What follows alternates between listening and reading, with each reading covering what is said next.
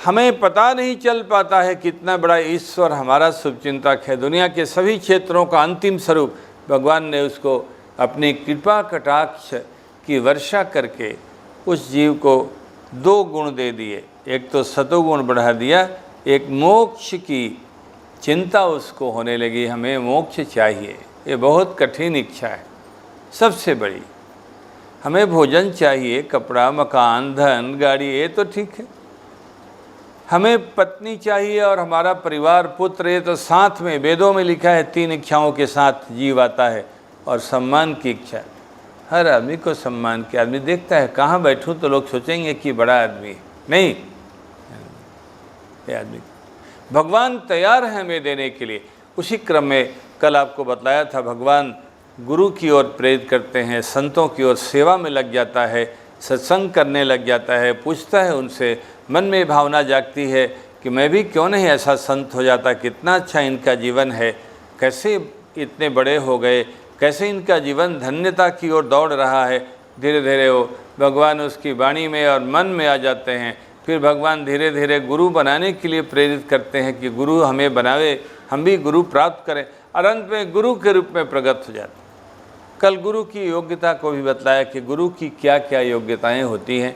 आज आपको शिष्य की योग्यता, जैसे विद्यालय बहुत अच्छा हो इससे ही केवल काम नहीं चलेगा, पढ़ाने वाले बहुत अच्छे हों इससे ही कोई विद्यार्थी बहुत विद्वान हो जाएगा, जीवन की उन्नति के बड़े लक्ष्य तक पहुंच जाएगा, कोई ज़रूरी नहीं है। अपनी भी योग्यता होनी चाहिए, शिष्य की भी योग्यता। आज संक्षिप्त रूप से आपको ये भी बतलाना है कि शिष्य की कितनी योग्यताएं हों तो भगवान जैसा अपने पास बुलाना चाहते हैं, अपने जैसा बनाना चाहते हैं, और वो अब योग बना है कि उन्होंने कृपा कटाक्ष की वर्षा किया, सत्व गुण बढ़े, उसके सारे दोष पिछले जो जन्मों में थे नष्ट हो गए। धीरे धीरे उसमें मोक्ष की चिंता होने लगी, हमें भी मोक्ष प्राप्त करना है। अब हमें जन्म नहीं लेना, अब हमें जवान नहीं होना, अब हमें बूढ़ा नहीं होना, अब हमें रोगी नहीं होना, अब हमें गरीब नहीं होना, अब हमें अपमानित जीवन नहीं व्यतीत करना है। सारे जीवन नष्ट हो गए रोते रोते, आदमी रोते रोते ही। बहुत पैसा वाला आदमी भी ऐसे रोता है, क्या बात है। एक हमारे परिचित के सिंधी भाई हैं, दुबई के सबसे बड़े इंडियन है, वो क्या एशिया के जो लोग रहते हैं दुबई में उनमें वो बड़े आदमी सेठ वासुमल सराफ हैं। तो उनको भगवान से कोई लेना देना नहीं था, बहुत ही मस्ती वाले आदमी थे। लेकिन एक घटना हुई, उनकी बच्ची ने किसी से मन बनाया, लेकिन वो गरीब सिंधी था। उन्होंने बहुत समझाया कि नहीं बेटा, इससे शादी नहीं, कहाँ तू मेरी बेची है उसके यहाँ शादी होगी क्या।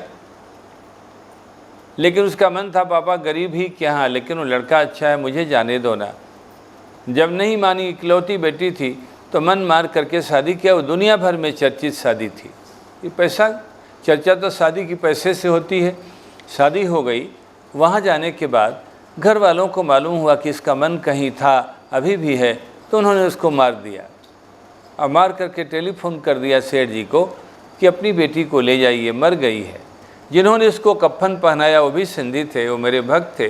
उन्होंने कहा कि महाराज उन लोगों ने कफन तक नहीं दिया, मैं पुरुष हूँ, बूढ़ा आदमी हूँ, किसी ने कफन भी नहीं दिया न पहनाया। लेकिन हवाई जहाज़ में लाने के लिए वैसे ही लाना था मरे को, मैंने ही कफन पहनाया, मेरी पोती जैसी थी। मैंने कहा फिर क्या हुआ। बोले जब बेटी आ गई तब सेठ जी को पता चला कि दुनिया में केवल पैसा ही नहीं है, और भी कुछ है। दिमाग ठंडा हो गया, एक ही धक्का में दिमाग ठंडा हो गया। अब उनको भगवान याद आने लगे, संत आने लगे। तो असंख्य योनियों में जीव ने बहुत धक्का खाया है, बहुत दुख झेला है, अपमान झेला है, तमाम प्रतिकूलताओं को। अब वो सावधान हुआ, भगवान गुरु के रूप में उसको पात्र हो गए। लेकिन ऐसे ही होने से नहीं चलेगा, शिष्य भी तो योग्य हो। तो शिष्य की योग्यता की चर्चा, शिष्य की भी बहुत सारी बातें होती हैं शास्त्रों में। तो पहली बात तो कि शिष्य केवल जन्म ले और जैसे पहले लेता था वैसे ही जन्म ले, इससे उसके जीवन का उद्धार नहीं। जब तक भगवान की कृपा कटाक्ष की जन्म के पहले वर्षा नहीं हो, दृष्टि नहीं पड़े उस जीव पर, तब तक आ कर के भी वैसे ही वो रहेगा। उसका विश्वास नहीं होगा देवता में, संतों में, गुरु में, तीर्थ में, पूजा में, संयम में, नियम में, वही भोग, वही आलीशान जीवन, वही सारा खाना पीना, भोगी जीवन, लोलुपता का जीवन, कोई अंतर नहीं। भगवान की जब कृपा कटाक्ष की वर्षा जीव के जन्म के पहले हो तो ही उसमें अंतर आएगा। इसके बाद भी सारी प्रक्रिया होनी चाहिए। तब पहली योग्यता जीव की ये है कि यदि वो धन्य होना चाहिए, उसको होना है, तो भगवान की जन्म के पहले उस पर भगवान की कृपा की दृष्टि पड़े। पहली योग्यता।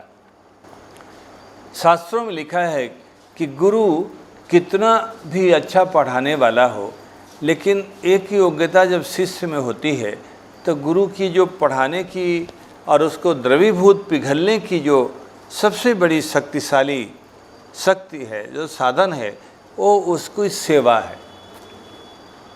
गुरु के लिए सेवा की वृत्ति होनी चाहिए, सेवक होना चाहिए। जब शिष्य सेवा करता है गुरु की, गुरु पिघलता है, अनुकूल होता है। उसमें जो शुभ चिंता की नदी बह रही थी और सघन और मजबूत हो जाती है। जो उसको लग रहा था कि इसको पढ़ा दूँ, विद्वान बना दूँ, धन्य जीवन का, अब वो क्या बात है। और उसमें प्रवाह बढ़ जाता है, गहराई बढ़ जाती है, खूब उसका मन बढ़ने लगता है कि नहीं, अब इसको तो विद्वान बनाई। गुरु यदि सेवा प्राप्त किया और अनुकूल हुआ, रोम रोम से उसके लिए शुभकामनाएं बरसने लगी, टपकने लगी, तो क्या, तो गुरु की सेवा कर। वेदों में लिखा है कि जब संसार से आदमी ऊब जाता है, वो प्रकरण आगे आएगा। दूसरी सीढ़ी है जिसको निर्वेद कहते हैं, निर्वेद भाव। अभी तो आपको विवेक वाला पहली सीढ़ी बतला रहे हैं, कैसे विवेक आता है। तो जब, हाँ थोड़ा रुक जा, यहीं बैठ, तो ऊपर ही बैठ जाए धीरे से।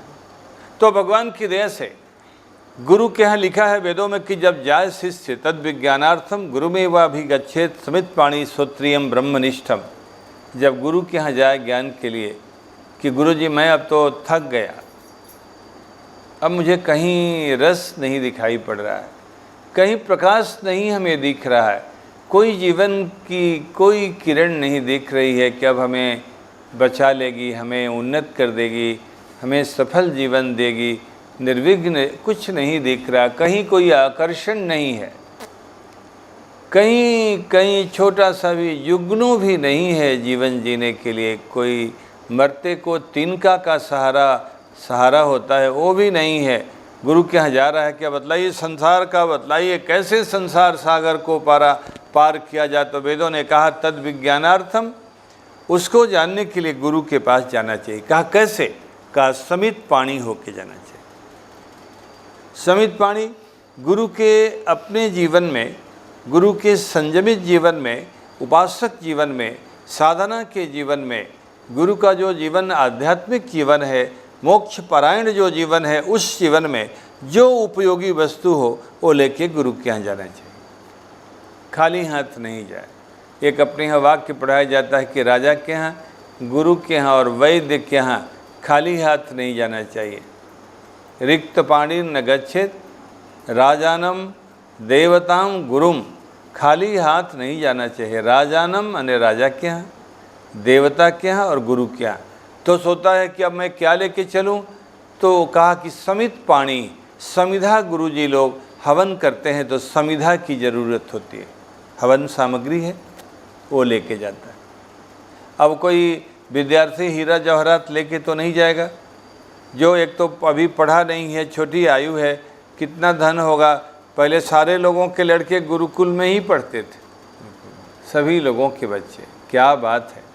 अब तो गुरुकुल यही है कि मोबाइल दे दीजिए और बच्चे पढ़ते कम हैं, मोबाइल पर ही फ्रेंड बनाने लग जाते हैं।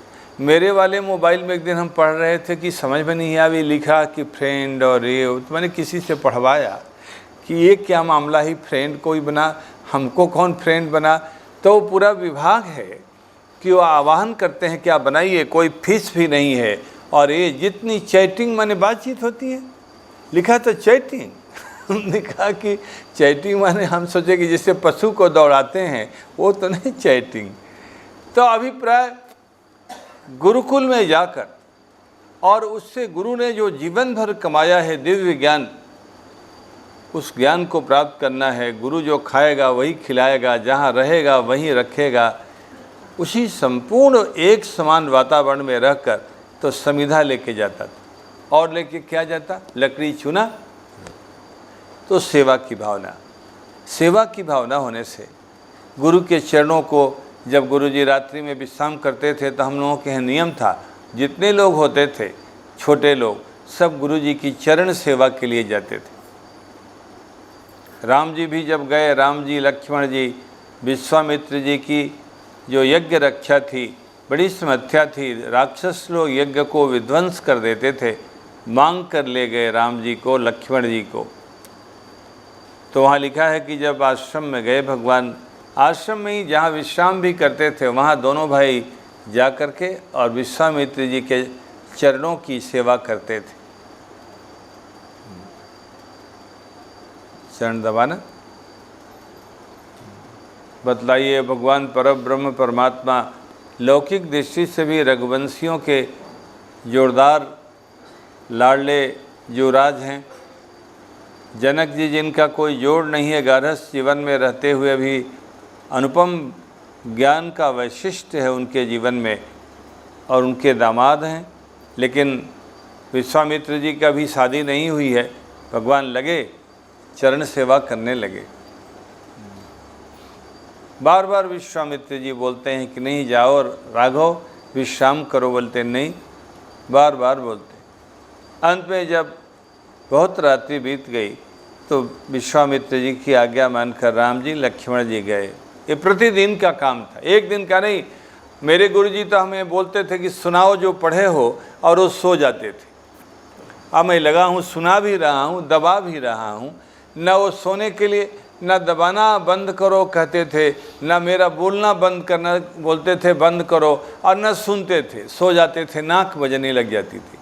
लेकिन ये मर्यादा थी उसी अभिप्राय को कि जब किसी के लिए आप अपने को प्रस्तुत करते हैं सेवा के रूप में, सेवा के दो अभिप्राय। सेवा का सीधा अर्थ है किसी समस्या का समाधान।